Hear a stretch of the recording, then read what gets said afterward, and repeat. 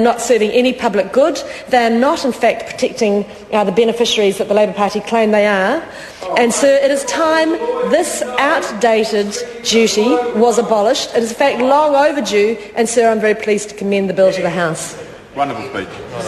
The Honourable David Parker. Mr Speaker, this is another example of how this government rules for the interests of a very, very narrow class of New Zealander.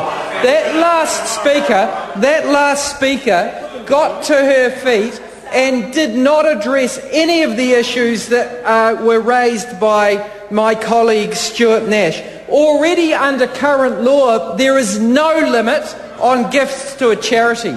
Already under current law, any person can gift $27,000 per annum without gift duty. A couple can gift $54,000 per annum without any gift duty. What this law does is create a number of injustices. Peter Dunn says that Peter Dunn believes in income splitting. The government said they would not agree to income splitting. Editorials in this country said that income splitting was unfair. This legislation enables income splitting for people who can split assets, and therefore the income that comes from those assets. Wealthy people can avoid tax through splitting their assets and through dividing their income. Order. Mr. Speaker. Order. I'd like to hear what the member's saying. So just, that will do. I'm on my feet. Now just calm down a little bit so I can actually hear the debate. Honourable David Parker. Everything I have said so far is correct. You know a more shameful illustration, Mr. Speaker, and Amy Adams knows this. An incest victim in New Zealand can be cut out of a will. It happens quite often. It happens quite often because the people who perpetrate the crime against the young person who is an incest victim blame the child sometimes. I have seen this in my own legal career. The Family Protection Act says that that child can make a claim against the estate for a fair share of the estate. This legislation prevents it because in the week prior to the death or in the decades prior to the death, that person can gift their estate beyond the reach of that child. They could give it all to the Filipino wife. They could give it all to the Filipino wife, and the incest victim who currently has a remedy under the Family Protection Act by this government is being completely set aside. This is outrageous legislation. The Law Society came to the Select Committee and told them, and the National Party has ignored it. I'll give another example. Matrimonial property can be put beyond the reach of the courts through gifting, Mr. Speaker. That is another example of injustices that can be done under this ill-considered legislation. I will give you another example. Order. Now, interjections are fine, but where a member shifts seats and interjects and know who I'm looking at, is that interjections are fine, but where one shifts a seat to get an advantage, it's unacceptable. I've asked to calm it down, and I'll ask members again, otherwise I'll ask members to go out to the lobbies. Honourable David Parker. Thank you, Mr. Speaker. Every one of the examples I have given so far are factually incorrect. Amy Adams know they are. There were legal submissions to the Select Committee. There are great injustices being caused as a consequence of this bill. I'll give you another example. The Accountant Society and the Law Society came there and said this is going to cause more assets to be put beyond the reach of creditors.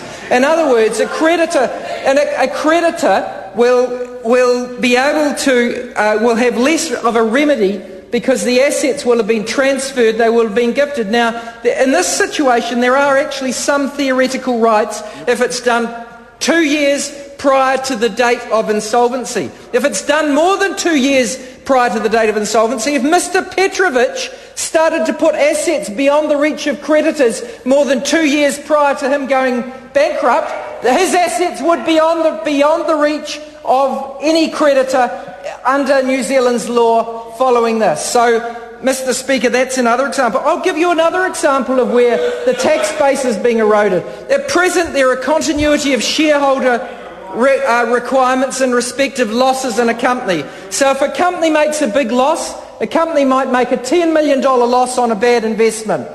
That loss is not carried for the future benefit of shareholders unless there are continuity of shareholders.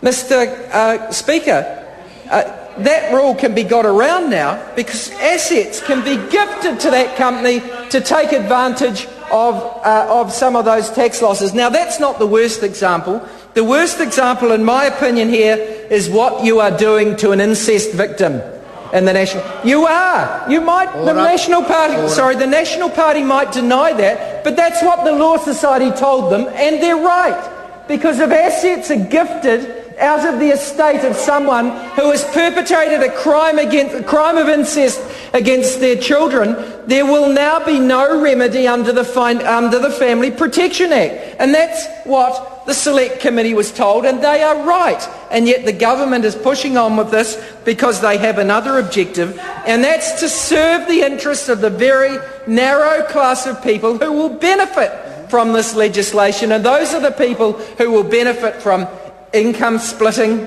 who will benefit from some of the continuity of shareholder rules, and who will benefit by effectively reducing their taxes.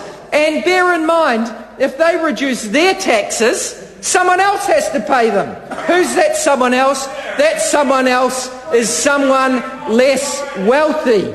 Mr Speaker, this legislation is terrible. We heard from Stuart Nash that at a time when death duties were abolished, the government of the day, it was actually national government, said we won't abolish gift duty because there are all of these other potential problems with abolishing gift duty. Since then, they've done nothing to cure the other problems. They just come along here with a very simplistic logic saying it doesn't collect much in duty, therefore it's not important.